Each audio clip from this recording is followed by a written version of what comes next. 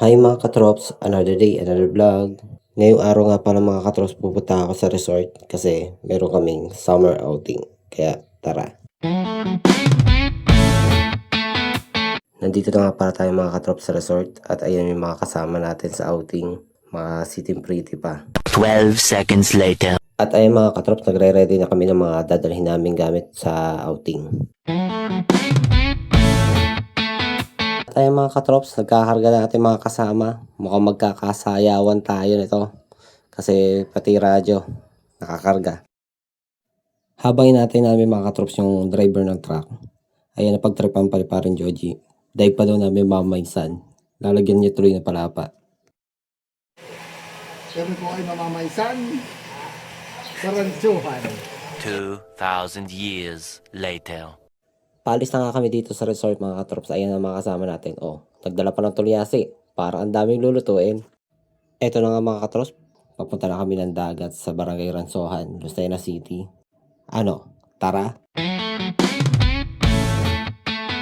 Yeah! Katro! Ang kabarkada mo? Oh,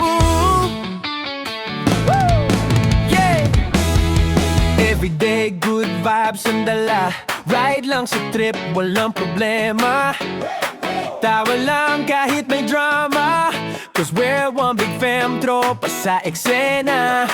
Click the cam, posabay.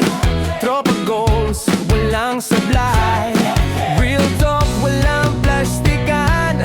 Solid vibes, walang iwanan. Katrop, mambarkada mo. Kasama sa bawat kwento mo. Tawanan, kulitan, wag seryoso. Sa Katrops. Nandito na nga pala kami mga katrop sa aming destinasyon sa Kairis Beach House. Ayan, may mga kubo sila dito. Itong kubo na to, may tulugan daw to. Tapos may isa pang ginagawa. Tapos may mga cottage silang kubo. Katrop, mambarkada mo. Kasama sa bawat kwento mo. Tawanan, kulitan, wag seryoso. Sa Katrops, lahat ganado.